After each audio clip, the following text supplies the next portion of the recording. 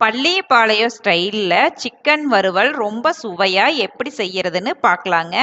இந்த வறுவலை மஷ்ரூம்லேயும் செய்யலாம், சிக்கன்லேயும் செய்யலாம், மட்டன்லேயும் செய்யலாங்க. இது ரொம்ப டேஸ்டாக இருக்கும்.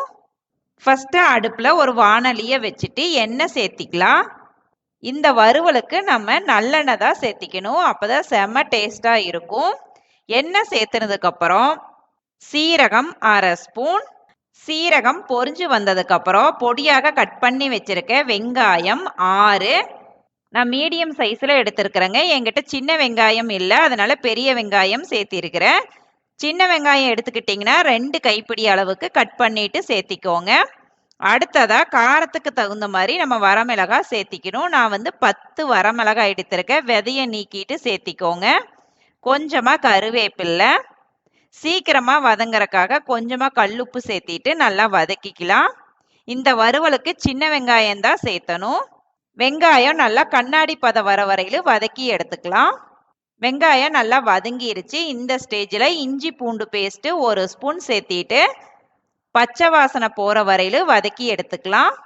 அடியில் பிடிக்காமல் பார்த்துக்கோங்க. அடுத்ததாக கழுவி வச்சிருக்க சிக்கன் 1/2 கிலோ சேர்த்திடலாம். மஞ்சத்தூள் 1/4 ஸ்பூன், மிளகாய்த்தூள் 1/2 ஸ்பூன், தேவையான அளவு கல்லுப்பு சேர்த்திட்டு நல்லா கலக்கி விட்டுறலாம். நான் பிராய்லர் சிக்கன் தாங்க எடுத்துருக்கிறேன். இப்போ இதை நல்லா கலக்கிடலாம். உப்பு காரமெல்லாம் உங்களுக்கு தகுந்த மாதிரி சேர்த்திக்கோங்க.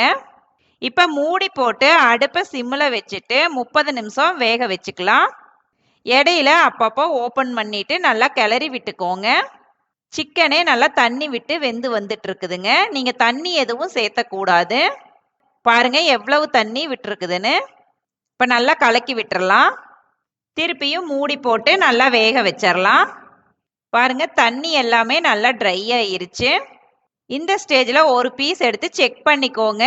வெந்துருச்சா வேகலையான்னு செக் பண்ணிட்டு சப்போஸ் உங்களுக்கு வேகலை அப்படின்னா திருப்பியும் மூடி போட்டு வேக வச்சு எடுத்துக்கோங்க. இந்த பள்ளிப்பாளையம் சிக்கன் வறுவலுக்கு சின்ன வெங்காயம், நல்லெண்ணெய், பொடியாக கட் பண்ணி வச்சுருக்க தேங்காய் இதெல்லாம் சேர்த்துனதாங்க செம்ம டேஸ்ட்டாக இருக்கும். எனக்கு பார்த்தீங்கன்னா சிக்கன் நல்லா வெந்துருச்சு. இந்த ஸ்டேஜில் பொடியாக கட் பண்ணி வச்சுருக்க தேங்காய் சேர்த்திக்கிறேங்க. நான் 1 கைப்பிடி அளவுக்கு சேர்த்திக்கிறேன்.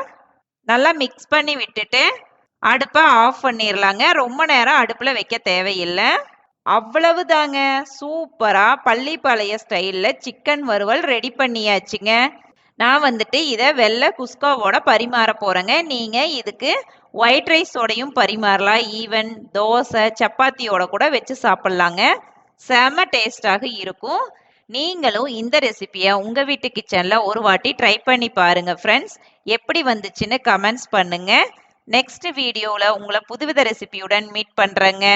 By bye friends.